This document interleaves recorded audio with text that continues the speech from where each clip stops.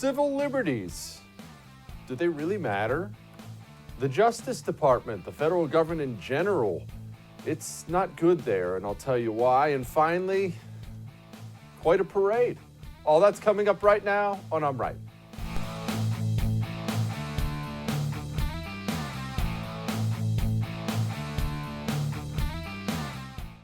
I'm sure by now you've seen the comments from Attorney General Barr yesterday. Comments heard around the world. All the lefties are screaming, half the Republicans, oh, I'm so scared you shouldn't say that. Here's what he said. We're about to discuss it. Putting a national lockdown, stay-at-home orders is like house arrest. It's other than slavery, which was a different kind of restraint, this is the greatest intrusion on civil liberties in American history. Of course he's right. I mean, he's right. And didn't that get lost in all this? And you've heard me tell you a million times, I'm not trying to bring you down, but I believe this to be true, so I tell you.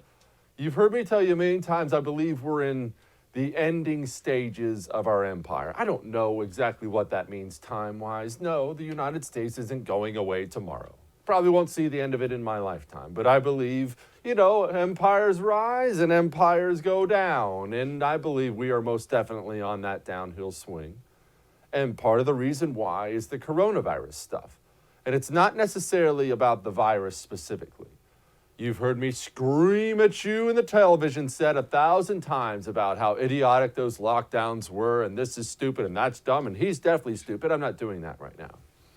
I believe it was reflective of who we are now.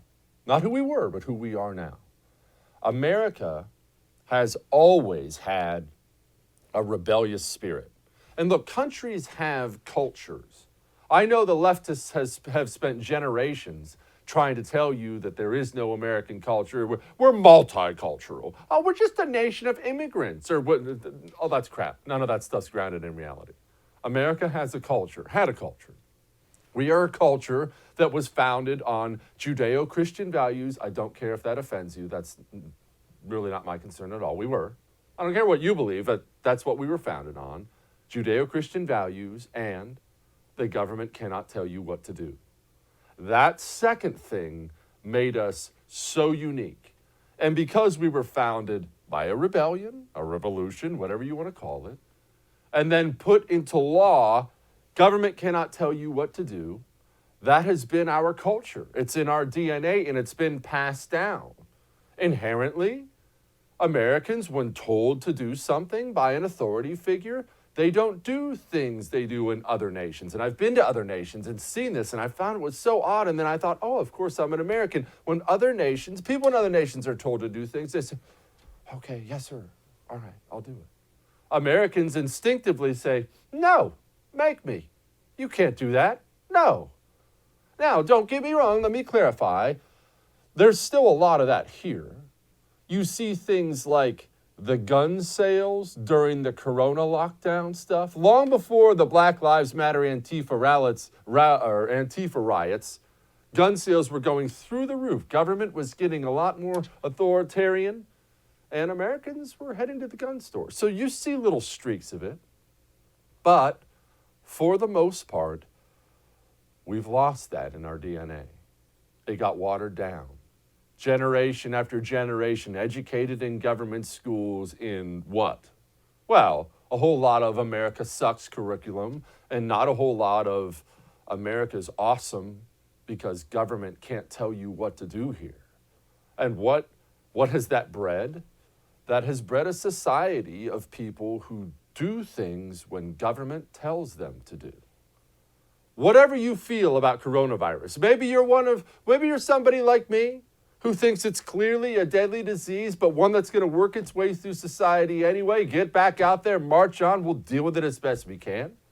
Maybe you're one of these people who's deathly afraid of it. You believe all the dark black plague stuff, and you think we should all hide inside with masks on and things like that. And look, if that's what you believe, fine. But whatever you believe, that doesn't matter. What you should believe and what we should come together on as Americans is this. The government, at any level, does not have the authority to make you close your business, to tell you what you can do and what you can't do. How did we lose that? When did we lose that? That's what shocked me. You heard me yell about it from the beginning. Government's telling people to go home. Shut down your business, shut yours down. Oh, this entire industry's shut down. All of you shut down, and everybody just going, okay, well, I'm going to go home and watch some Netflix. Let me know whenever I'm allowed to go back to work. Thank you, Master. Appreciate it. When did we become that? How did we become that? The appropriate answer when the government tells you to close down your business is go screw yourself. I'll be opening. The government does not have the authority here in the United States of America to shut down your business, tell you how to run your business. They just do not. Just before I came on the show, somebody sent me an article, jaw-dropping. Supposed Republican governor of Texas, Greg Abbott, today just announced that he's giving some more businesses permission to expand their capacity. No, not 100%. I didn't say you could do that. I am the governor, after all. No, you can't open yet. You can stay open, allow a few more people. Oh, no, not that many people, just a few more people. Go screw yourself. Who the hell do you think you are? You're the governor. You're not a feudal lord. You're not a king. America is not like anywhere else. They can't tell you that here. They don't have permission to do so. We fought a rebellion specifically because they were telling people what to do and how to do it too often, and then enshrined in a piece of paper that nobody in this country will ever tell you how to do that again. And yet, people were doing it. People were doing it. Open up your business. Screw them. They're not coming to stop all of you. I know what you're thinking, but they're gonna come stop. Maybe they'll get a few of you. If you all open up, what are they gonna do? They're gonna shut up and learn their place again. And their place again is working for you and working for me. And I saw this video yesterday, and I will tell you, at first, I rolled my eyes, and then I had a thought. Here it is. Take off your mask! Take it off!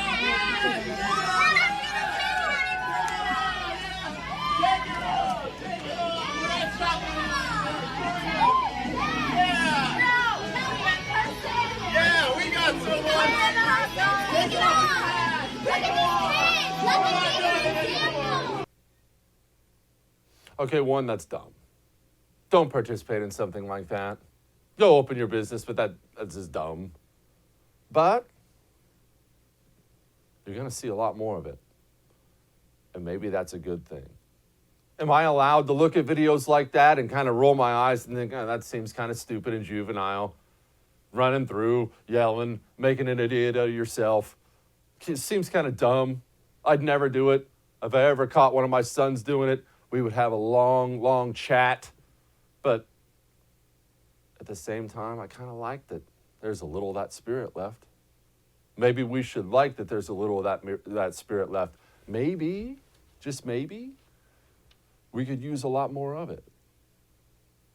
And I don't know what to tell you. I've been as patient as humanly possible. And I know what you're saying, that I'm not very patient. Okay, that's fair.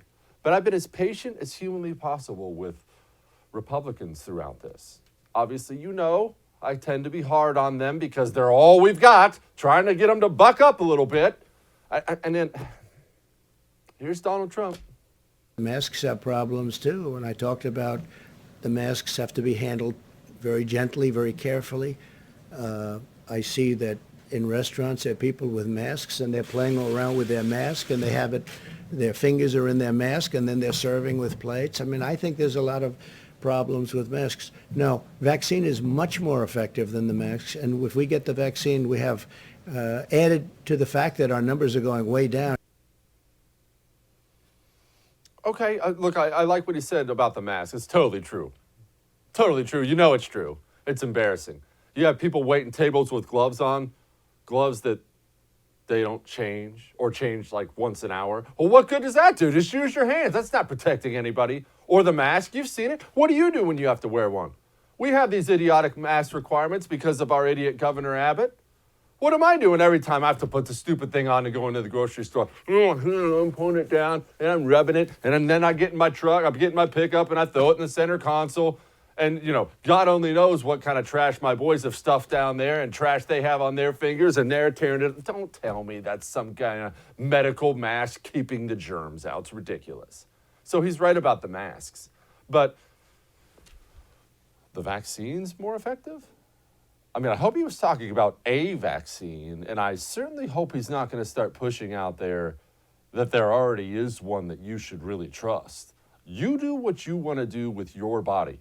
I've seen you people walking around with neck tattoos and stuff. So your body's your business. If you think you're pumping a vaccine into me that's been this quickly produced, you have another thing coming. I was told repeatedly by medical professional after medical professional at the beginning of this whole coronavirus thing, which was what, April? I was told repeatedly that it takes at least 14 months to have a vaccine go through the phases it has to go through. I'm not a medical professional. I can't speak to that, but I was told that repeatedly. Well, if we started in, let's see, April, May, June, July, August, September. We rushed one through in half the time? You genuinely expect me to take that? And here's what they're going to do. And this is the big advantage the leftists have with this vaccine. Well, with everything now, you see, they won the culture war. You know that. They won the culture war. They're not winning it. They won it. It's over. They have complete control of everything now, including America's corporations and others. And so what are they going to do? Well, they're not going to pass a national vaccine requirement. That would probably run into quite a few hiccups in Congress. But what they'll do is just freeze you and I out of society until you take one. Oh, no, it's not the law. That would be unconstitutional. Absurd. I mean, you can't grocery shop without one. Oh, no, your kid's not going to school without one. Whoa, you tried to book a flight? Where's your proof of vaccine? That's what they'll do. That's what they always do. Win wars, don't lose them. And definitely don't lose the culture war. All that may have made you uncomfortable, but I'm right. Now, you know what makes me comfortable? Grilling things. I like to eat meat. You know what sucks? Cleaning it when I'm done. I hate cleaning my grill, and so I do the lazy thing, and I know you do it too, don't lie. You get done cooking, you take your stuff off the grill, you grub, and it's time to go out and cook it and clean the grill off. And you just turn all the burners up as high as you can and sit there and let it get really hot, turn it off, and just scrape it a little bit and call it good.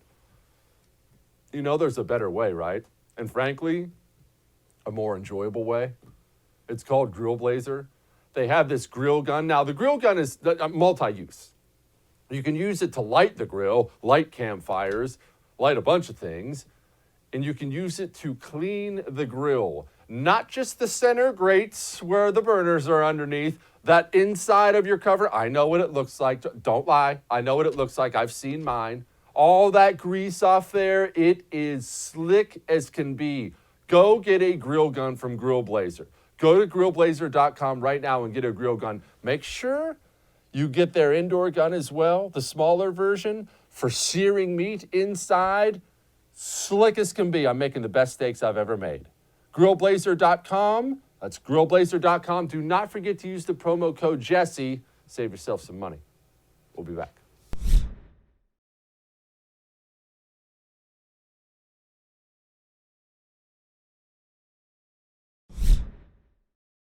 What do I always tell you? What do I always say on this show? Don't tell me what you're going to do. Show me what you're going to do. Don't tell me what you believe. Show me what you believe. I saw this from Senator Lindsey Graham today, and my jaw dropped. Here he is. The day of reckoning is upon us when it comes to Crossfire Hurricane. James Comey has agreed to appear before the Senate Judiciary Committee on September the 30th without a subpoena. I appreciate Mr. Comey coming before the committee. He will be respectfully treated but ask hard questions. We're negotiating with McCabe. Mr. McCabe, we're hoping to... Day of reckoning. September. My watch says September. Does yours say September? It seems like, man, it almost seems like we're only a month away from the election, and these hearings and things, they're going to be September 30th? Man. Well, look, it's okay. Lindsey Graham he just found out that the FBI did something illegal. How could he know? Oh, that's right. He's known for like 3 years. And what is he known for 3 years?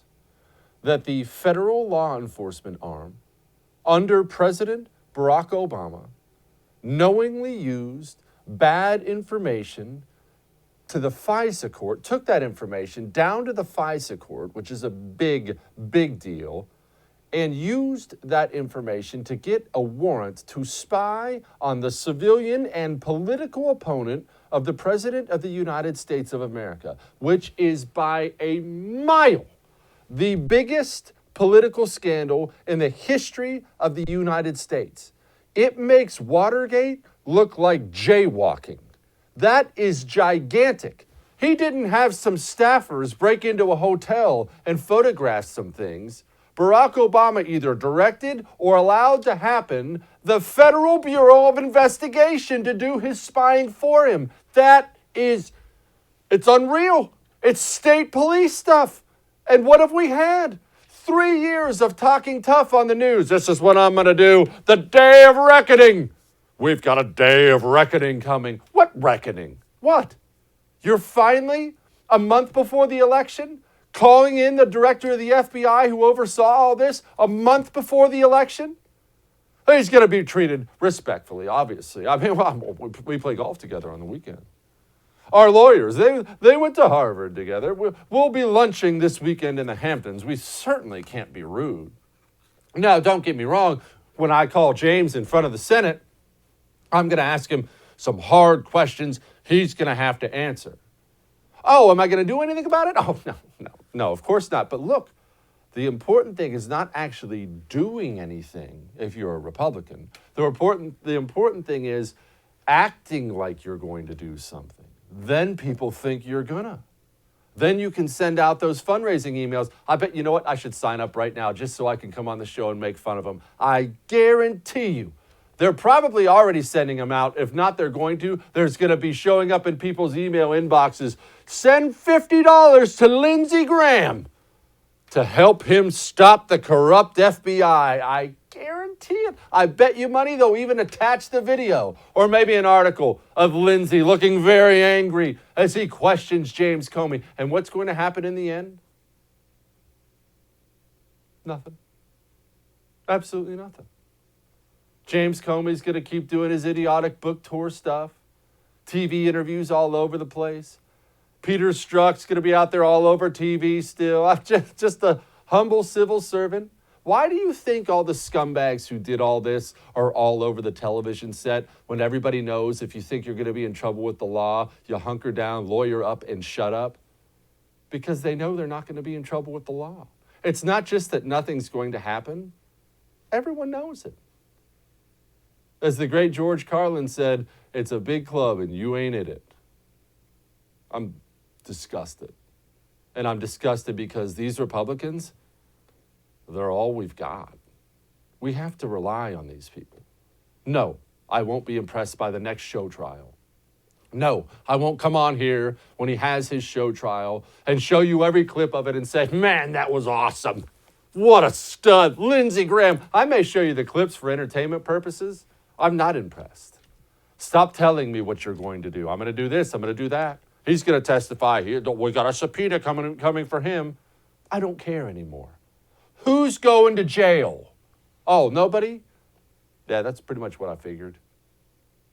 A.G. Barr, not really wrong about this. Trump was unusual. He struck a responsive chord. He won the election as duly elected president. He gave a victory speech that was conciliatory. people should go back and look at his victory speech. It was an olive branch. It was the handout, let's start working together for the benefit of the American people. And what happened that very day? They started talking about impeachment. He was not a legitimate president. The Russia stuff, he was a pawn of all this stuff from day one. By the book. Huh? By the book. Yeah. Reading by the book. And there was the so-called resistance, which is not a proper term to use in our democracy. Instead of loyal opposition, it became actual resistance. There undoubtedly are many people in the government who surreptitiously work to thwart the administration. He's right. He's 100% right. And this is the danger. I don't know how we could have prevented it or what we could have done, but when you have over 90% of federal employees voting for the Democratic Party, you're already done. You're already done. You can't take on everybody. But don't worry. Lindsey Graham's calling someone to testify. That'll take care of it. God, jeez. All right, I have to be honest. I have to step away from this stuff sometimes. I get off the show and my blood pressure's through the roof now because of these people. I read. No, I'm not reading textbooks and such. I'm reading spy thrillers, guy stuff. And this Mitch Rapp series that was created by Vince Flynn, it's awesome. It's just American super spy out there killing terrorists and bad guys. Who doesn't love that? And he pulls no punches. This new book, Total Power, I've already finished it. You probably don't even have yours yet. I've already finished it. Maybe the best one of the series, and that's saying a lot. Go buy it. Go buy Total Power today. We'll be back.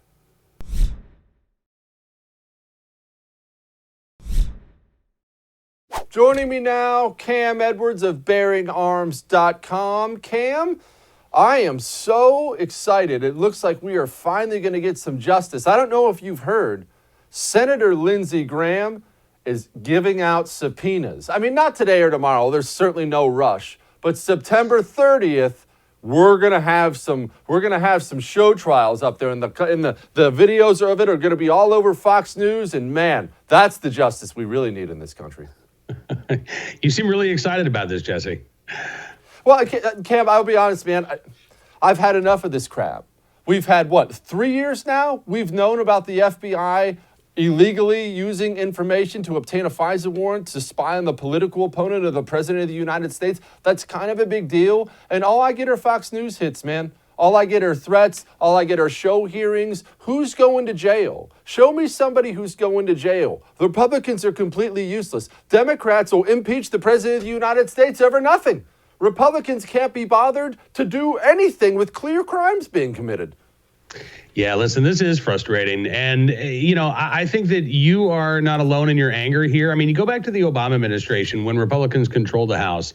And we had, basically 8 years of investigations into the Obama administration. I covered Operation Fast and Furious and the hearings over that debacle for years. And even after, Congress held Eric Holder in contempt for failing to turn over documents, it seemed like, it was still just sort of business as usual there on Capitol Hill. Meanwhile, you had people who were, angry at the stonewalling and the obstruction by the Obama administration. But, this is what's the name of that book that came out a couple of years ago? This Town. This is one of those this town things, right? And it doesn't matter how infuriated Americans might be.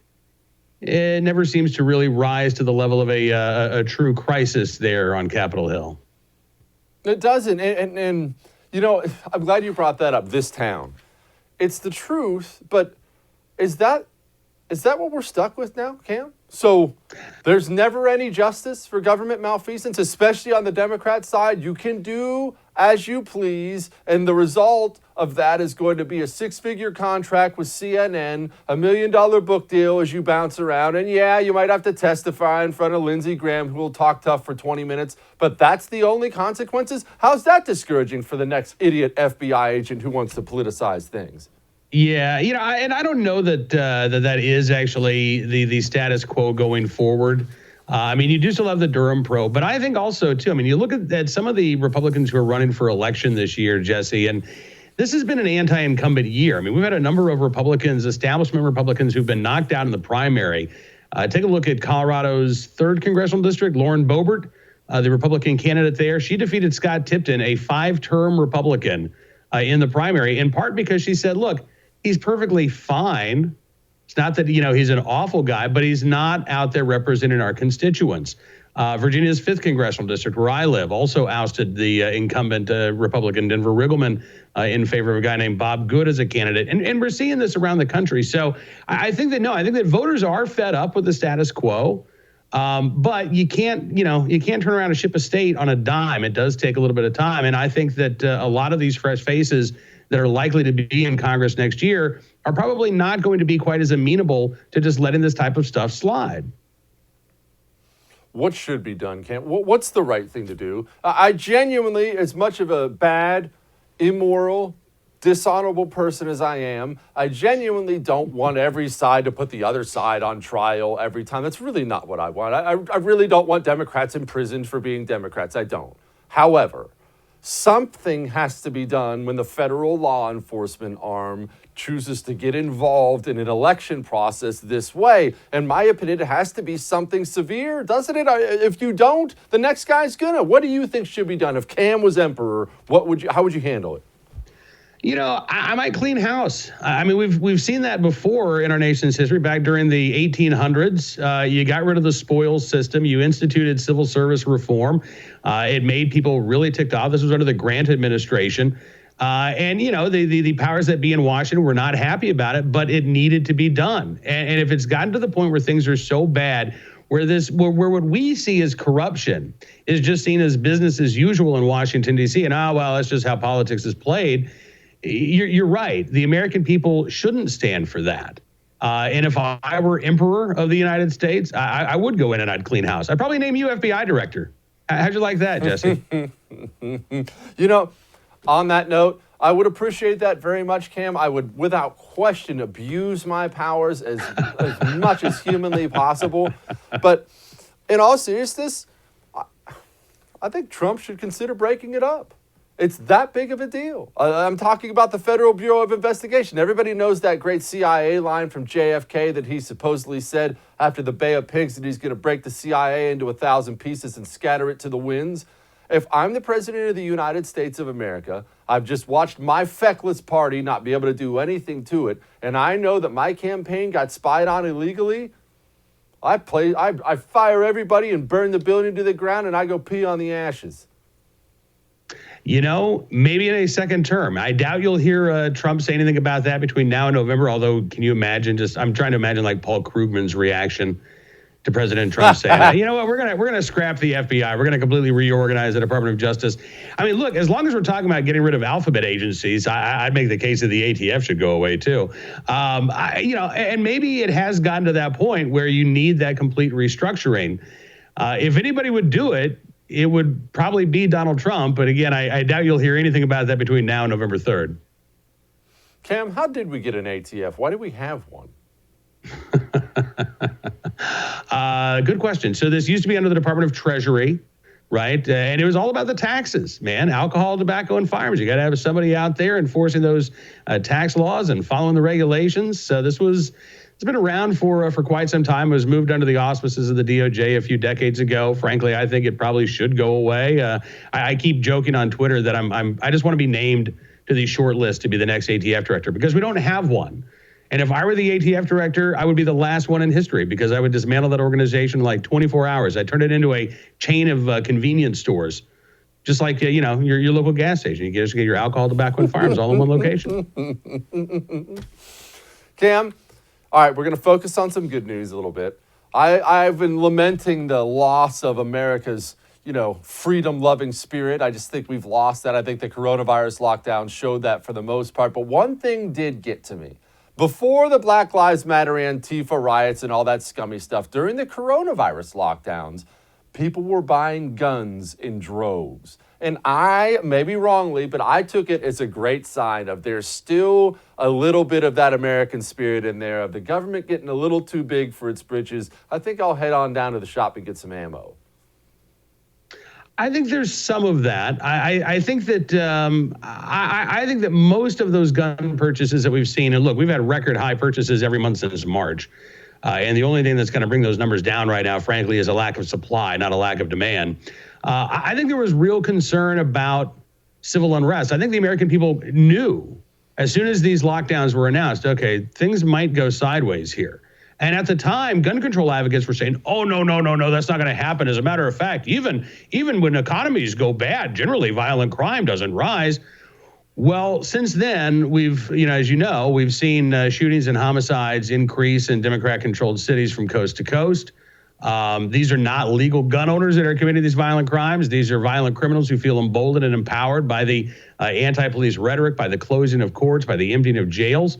And we're seeing the results here. But I think the American people were pretty smart and prescient when these lockdown orders came. They knew that this was something new. They knew that this was something that was troubling them and concerning them. And, they wanted that extra bit of security and safety, which is why they have been flocking to gun stores ever since.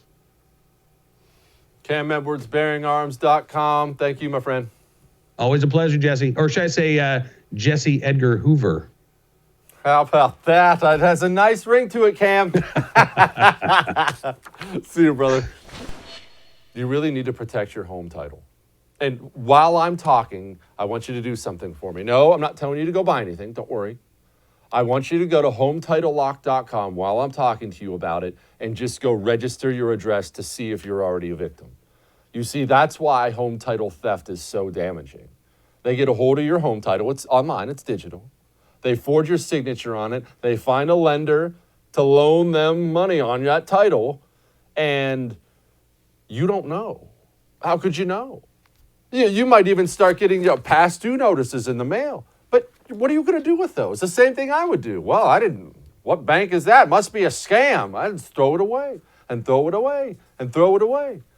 And finally, you find out it's real. Well, you know what you're facing then? You're facing eviction from that home. That's happening.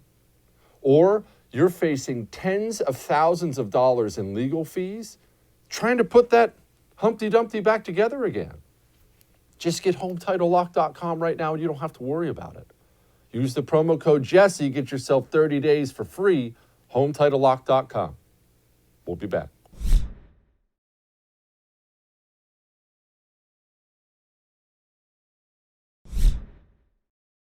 Joining me now, the luckiest girl in the world because she gets to join me on my show, editor-at-large of Red State, Kira Davis. Kira, have we lost the American freedom-loving spirit? And this is what I mean. The coronavirus stuff, during all the lockdowns, setting the virus stuff aside, Americans genuinely, I think, were under the impression that government here has the authority to tell them you will shut your business and you won't open yours and you can open yours, but just halfway. I'm going to be watching you. And how did that occur to Americans that they had to accept that? This is America. This is not somewhere else. This is so weird. I really believe this is the boomers. Like my mom, I was raised by hippies. My mom's like an original OG, F the man, F government. When she was younger, never trust anyone over 30. Now, my mom is the most pro-government, everything the government says is for your own good. And I think what happened is the hippies, they grew up. They got a little bit of power. They started getting these jobs and they thought, oh, great, we've done our job. We've done the work. Now everything is the way we want it. So we'll just keep, now government is good because we're in charge of it. But of course, the problem was that the boomers raised the millennials. That wasn't the Gen Xers. That was the boomers. The millennials are typically the second family of boomers. I'm a practice kid, my generation, Gen X, practice kids. Then they went and had their real families. And those kids are the participation trophy generation. And then now they're in positions of influence. Now they've been raised by adults who said, hey, we did everything. Government is perfect now. So everything government says can only be right. And now here we are. I blame the boomers, to be honest. Sorry, Mom. What is it? Is it home then? I mean, I've been blaming schools a lot. I'm sure it has to have something to do with it. I've been blaming schools because all they teach is, oh, America was, we slaughtered the Native Americans and there was some slaves and then there was the horrible civil rights stuff. And that's pretty much all of America. Have a good one, class. We don't teach, really in depth about the founding anymore and why it was different and why it was great. I've been blaming schools. You think it's home? It's both. It's all. The boomers control the schools too. The boomers brought communism into the schools under the guise of what we didn't call it social justice then, but it was basically the same thing. It was a bunch of people who thought we're going to do things better than our parents. Our parents didn't have a clue. Sure, they went through the Great War, but what do they know? They don't know what real life is like now. And so this is all, to coin a phrase, these are the chickens coming home to roost. Now, for you, Jesse, you are always the guy, you're the pessimist, but I am the optimist. And I believe that this could be a turning point for us. I'd love to come back and talk to you after the election, because I think some things are going to change after the election, maybe some bad, but some good, because I believe there are a lot of Americans out there who are like, oh, holy crap. I didn't realize the rest of this country was so dedicated to big government and so willing to roll over. And a lot of people like you and I, Jesse, we don't take those concerns to the streets. We take them to the ballot box, which is what our founding fathers originally intended. So November might have some, I don't want to be too optimistic, but given what the shift we've been seeing in education, the shift we've been seeing in how people are viewing higher education, and even how they working from home versus working for unions for a big corporation, I believe we're going to see some interesting and possibly positive changes. But after the election, because people like you and I, Jesse, again, we're working, we're busy. We're not the type of people to be out in the street burning crap down. We're going to go to the ballot box. I think there's a lot more of us than we might think. Well, I'll burn crap down. You might not, but I will. All right, let me be clear about something. I appreciate your optimism. I'm not trying to be king pessimist, and I agree there are some positive trends. We have a 400% increase in Texas as far as homeschooling goes. So the more kids getting out of government schools, the better. And I love that the universities are starting to get looked down on. I think a university professor should be thought of on the same level as a prostitute. I think these are all wonderful things in the United States of America. However, and I want Donald Trump to win re-election. I don't swing anybody's pom-poms, but I really don't want Biden. I really want Trump to win. But let's say you're right. Let's say Trump goes in and curb stomps Biden and Republicans have this big sweep because it's this massive population rejection of what, though? That's my question. What are they rejecting? I understand the Democrats are horrific now, and I would love it if we went to the ballot box and threw them all out. I hope all that happens. But are we fundamentally different the next time there's a virus with a 99.7% survivability? Or are we all just going to bow our heads and go home for master government because she said to? We very may well be different. I guess this is my point, that now that we're living through this, we thought we could trust, a lot of us thought we could trust what the government was saying. Now we see this information coming out of Nashville where they actually suppressed the numbers to keep bars and stuff closed. And I'm living in a state like California, which is blue, true blue. And a lot of I live in the most populous area of California.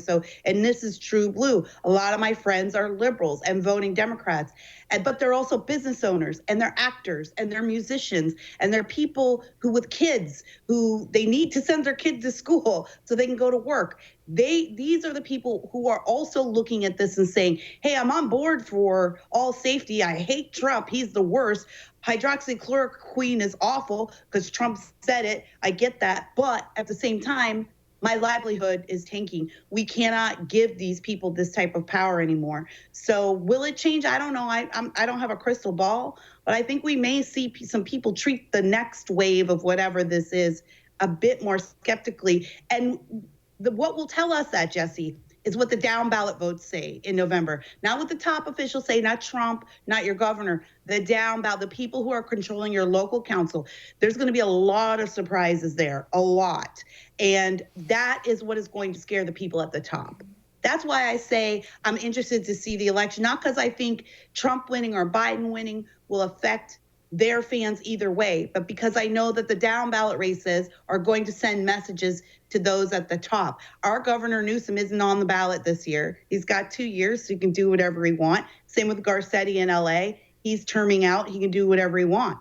But guess what? The next guy that's coming up behind both of them, they're going to see what happens on these down ballot races in November. It's going to inform a lot about what they do in the next few years.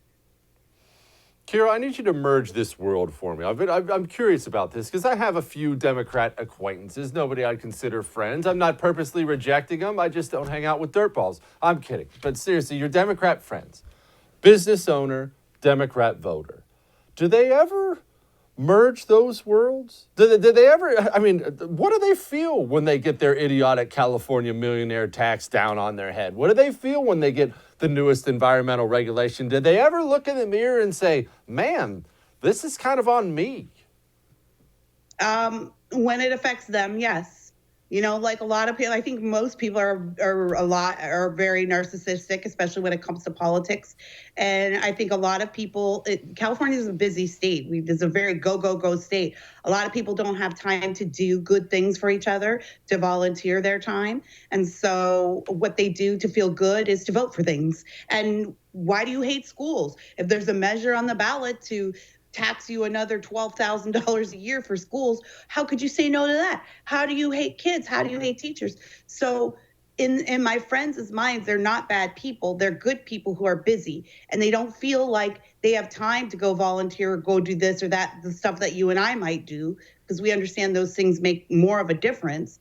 But they use their vote as the virtue signal. And it is when these things converge to change their lives that their votes change, at least temporarily. And my dentist is a great example. She knows what I do for a living, so she's always talking to me about this when I come in. I go in recently, she says, I voted for Newsom. I'm a voting Democrat. I had to close my business and turn away customers for months. Meanwhile, I'm watching these people march in the streets, burn down businesses and homes. I've had 3 colleagues commit suicide in the last 3 months because of these lockdowns, because they were the only support in their family. She said, I'm looking at Trump on TV the other day, and he's talking about opening the economy, and I'm thinking, which of these people are on my side? And she's whispering this to me. We're the only 2 people in the office, and she's whispering this to me. She's like, to me, it seems like Trump is the one that's on my side. So she said, I told my husband we're voting for Trump. And that's that. You know, I might not vote Republican moving forward, but at this time, I feel like the only way I can protest this is to vote for Trump, because what I see is driving me insane. How many cavities did you have? Like, I have 400 billion. It's not even funny. That sucks. That sucks. My wife goes through the same thing. She always has a little cavity in there, and it gets her so mad because she's one of these health freaks, and I'm definitely, obviously not, and I never have a cavity ever, and I come home with this clean bill of health, and it just makes her furious. She hates it. It's great. Kira Davis, thank you, ma'am. Bye. Now, have you bought your Vault Pro safe yet? Do you know, 1, it's a veteran-owned company. 2, warranted for life. You know how absurd that is? You can't find a rock that's warranted for life. Vault Pro safes are. And they're made in the United States of America. American jobs. And you gotta have it right now. You just have to have either a gun safe or a walk-in vault, a storm shelter. Have something, and you can get all of it at Vault Pro. They have stock items. They have customization options. I'm talking workbenches, gun racks, you name it. A long list of things. And they still have a Labor Day sale going on. I know what you're thinking. It's not Labor Day anymore. They're keeping the sales on. Go to vaultprousa.com, vaultprousa.com. Use the promo code Jesse. Go get yourself a safe today. We'll be back.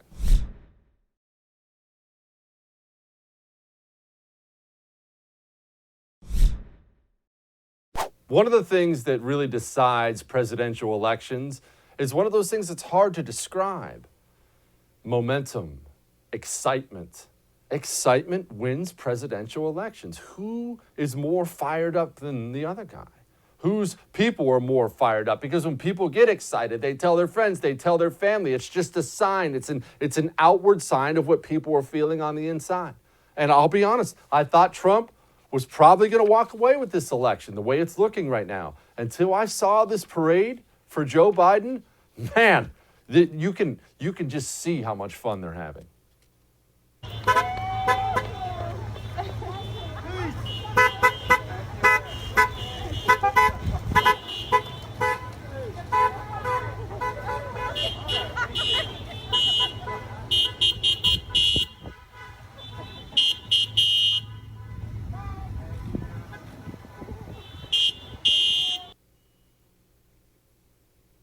Man, going to be tough to overcome that. All right, I'll see you tomorrow.